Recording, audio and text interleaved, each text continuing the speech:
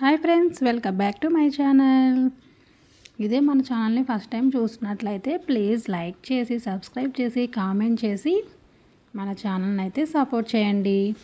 ఇదే మన ఛానల్ని ఫస్ట్ టైం చూస్తే తప్పకుండా సబ్స్క్రైబ్. సో ఫ్రెండ్స్, ఇంకా ఈరోజు నేను వ్లాగ్లో చూపించబోయేది ఏంటంటే సొరకాయ అప్పలు చేస్తున్నాను అనమాట. ఎలా చేసుకోవాలో చూపిస్తాను.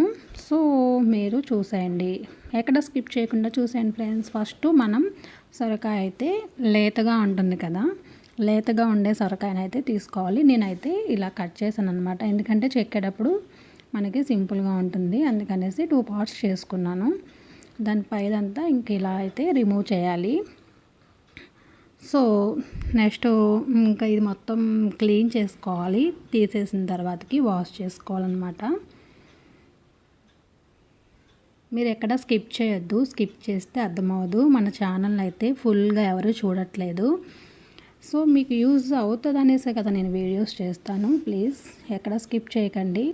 సో వచ్చిన వాళ్ళైతే స్కిప్ చేసేసి వెళ్ళిపోవచ్చు, రాని వాళ్ళ కోసం అయితే నేను చూపిస్తున్నాను. సో నెక్స్ట్ ఇలా కడిగేసుకున్న తర్వాత మనం ఇలా ఉంటుంది కదా మసాలా తీసేది, అంటే మనం క్యారెట్ అవి తీస్తాం కదా, సో దాంతోనే మనం ఇలా తీసుకోవాలన్నమాట. సో చూడండి, ఇలా కంప్లీట్గా మొత్తం అంతా తీసి పక్కన పెట్టుకున్నాను. ఒక పెద్ద బౌల్ అయితే ఉండాలి. సో ఇందులో ఉన్నాయి చూడండి గింజలు అనేవి, అవి మరీ ముదిరివి అయితే బాగోవు, ఇవి లేతయ్యే కాబట్టి సో బాగానే ఉంటుంది. ఇందులోకి వచ్చేసి ఇంకైతే వాటర్ అయితే యాడ్ చేయొద్దు. మనకి బియ్యం పిండి అంటే నాకు కొలతలు అయితే ఉండవండి, అంటే మనం తీసుకునే సొరకాయని బట్టి అయితే మనకే తెలుస్తుంది. ఇంకా వాటర్ అయితే యాడ్ చేయకూడదు అనమాట, ఎందుకంటే ఆల్రెడీ సొరకాయలో చాలా వాటర్ ఉంటుంది కదా, ఇంకా ఆ వాటర్ అయితే సరిపోద్ది. ఇంక మళ్ళీ వాటర్ అనేది అస్సలు యాడ్ చేయొద్దు. ఇందులో నేను వచ్చేసి శనగపప్పు తీసుకున్నాను అనమాట. 2 టేబుల్ స్పూన్స్ తీసుకోండి. అవి అందులోనే నానబెట్టుకోవాలన్నమాట. ఫస్ట్ కొంచెం సేపు నానబెట్టుకుంటే శనగపప్పు అనేది నానుతుంది కదా, మళ్ళీ నూనెలో వేగేటప్పుడు మనం తినేటప్పుడు అనేది మనకి నోటికి అయితే చాలా క్రిస్పీగా తగులుతుంది, చాలా టేస్టీగా కూడా ఉంటుంది.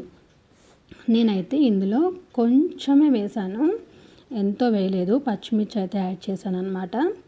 సో కారం తినని అన్న వాళ్ళైతే స్కిప్ చేసుకోవచ్చు. నేను కొంచెమే యాడ్ చేశాను.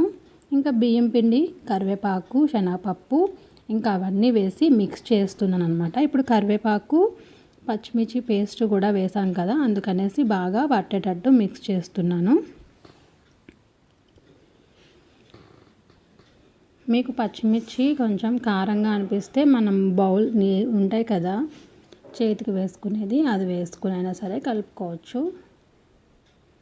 సో ఇక్కడ చూడండి, మనం ఒక కవర్ అయితే తీసుకోవాలన్నమాట. ప్రాసెస్ చూపిస్తాను చూడండి.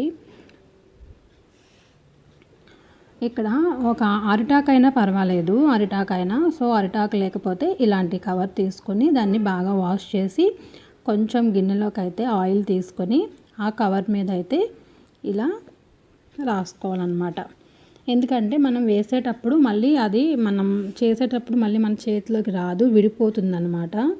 ఏదైతే చేస్తామో నేనైతే ఆయిల్ని అయితే రాసుకున్నాను. చిన్నగా ఉండ తీసుకున్నాం. మనం ఆల్రెడీ వడలు వేస్తాం కదండి, మినపప్పుతో వడలు వేస్తాం కదా, సో ఆ విధంగా ఉండలు తీసుకుని, సో మళ్ళీ ఒకసారి చూపిస్తాను చూడండి. ఇలా ఆయిల్ రాసుకొని మనం వడకి వేసుకున్నట్టే రౌండ్గా తీసుకొని, సో దీనికైతే మధ్యలో హోల్ పెడితే బాగోదన్నమాట. ఇంక ఇలాగా పల్సగా మీ ఇష్టం, పెద్ద అయినా వేసుకోవచ్చు, కాకపోతే చిన్నగా బాగుంటాయి అనేసి నేనైతే చిన్న సైజు చేస్తున్నాను.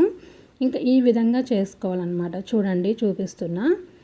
సో ఇంకా ఈ విధంగా వేసుకోవాలన్నమాట. ఆయిల్ వీటెక్కిన తర్వాతకి మనం ఇవన్నీ సర్దుకునే లోపలనే ఆయిల్ హీట్ అయిందో అవుతుందన్నమాట. హీట్ అయిందో లేదో ఇక్కడైతే నేను చూస్తున్నాను. సో హీట్ అవుతూ ఉంది చూడండి, కొంచెం వస్తున్నాయి కదా, ఇంకా అందుకనేసి నేనైతే కొంచెం ఆగి మళ్ళీ ఆయిల్ హీట్ అయ్యకుండా వేస్తే ఏంటంటే ఆయిల్ అనేది బాగా అబ్జర్వ్ చేస్తుంది అనమాట. దానికి ఆయిల్ హీట్ అయిన తర్వాత వేస్తే మీరు మళ్ళీ ఇంకోటి ఏంటంటే బియ్యం పిండి తక్కువైనా సరే ఎక్కువ ఆయిల్ అయితే అబ్జర్వ్ చేస్తుంది.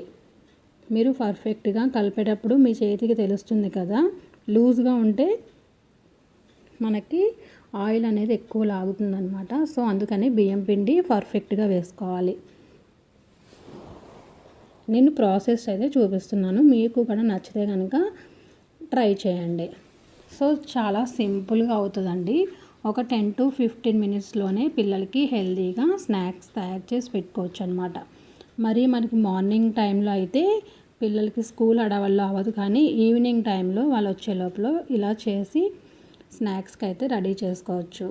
అలాగే పిల్లల హాలిడేస్లో కూడా బాగా యూజ్ అవుతుందన్నమాట. చూడండి, ఈ విధంగా పల్చగా చేసి మరీ మందంగా వేసారనుకోండి పైన కలర్ వస్తుంది, కానీ లోపలైతే ఉడకదనమాట, మెత్తగా ఉంటుంది. మనం వడలు వేస్తాం కదా, సో ఆ ప్రాసెస్లోనే సొరకాయ అయితే గట్టిగా ఉంటే బాగోదు, లేతగా ఉంటేనే బాగుంటుంది. సో వెంటనే వేసిన వెంటనే కలపకండి. వెంటనే వేసిన వెంటనే కలిపితే ఏంటంటే దానికి ఉన్నదంతా ఇంకా మళ్ళీ తిరగడేసేటప్పుడు అయితే గరిటికే అంటుకుంటుంది.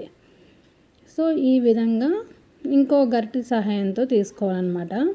ఇక్కడ వేడి మీద వేసాం కదా, అన్నీ ఒకదాని మీద ఒకటి వేయడం వల్ల మొత్తం అన్నీ కలిసాయన్నమాట. సో అందువల్ల మళ్ళీ హీట్ అయిన తర్వాతకి అవే వచ్చేస్తాయి, అందుకనే కలపకూడదు అనమాట. కలిపితే ఈ విధంగా ఒకదాని మీద ఒకటి అంటుకుంటాయన్నమాట. సో చూడండి, ఈ విధంగా డివైడ్ అయిపోతాయి అన్నమాట. దేనికది డివైడ్ అయిపోతాయి హీట్ అయిపోయిన తర్వాత. సో ఈ విధంగా ఆయిల్ అంతా కిందకు వచ్చే వరకు ఇంకో గరిటతో హెల్ప్ తీసుకొని ఒక ప్లేట్లోకి టిష్యూ పేపర్స్ కానీ ఉంటాయి కదా, పేపర్స్ కానీ, నేనైతే పేపర్ ఆకు ఉంటుంది కదా, పేపర్ ఆకుని వెనక పక్క అయితే వేసుకుంటాను. ఈ విధంగా అయితే తీసి 1 by 1 ప్లేట్లో అయితే వేస్తున్నాను అనమాట. సో ఈ విధంగా ఇంకా ఉన్న పిండి అంతా ఒక 15 మినిట్స్ పడుతుంది నాకు టైము. ఆ 15 మినిట్స్ కూడా మీకు వీడియోలో చూపించాలంటే మీకు కూడా బోరింగ్ కొడుతుంది కదా, అందుకనేసి ఇంకా నేను కొంచెమే చూపించాను. మళ్ళీ నేను చేసినంతసేపు మీకు కూడా చూపించాలంటే చాలా టైం పడుతుంది కదా, ఇంకా అందుకనేసి అయితే చూడండి ఇంక ఈ విధంగా వస్తాయన్నమాట. చాలా టేస్టీగా వస్తాయండి. మన పిల్లలైతే ఇంకా చాలా ఇష్టంగా తింటారు. అదే బయట పెట్టి బయట కొనే బదులు అప్పుడప్పుడు సొరకాయ కూడా మంచిది కదా, వాటర్ ఎక్కువ ఉంటుంది అందులో. ఇలా బియ్యం పిండి కూడా మంచిదన్నమాట పిల్లలకి. ఇంకా సో ఇలా బియ్యం పిండితో సొరకాయ అప్పలు మనకి ఎప్పుడు కావాలంటే అప్పుడు సింపుల్గా చేసుకోవచ్చు.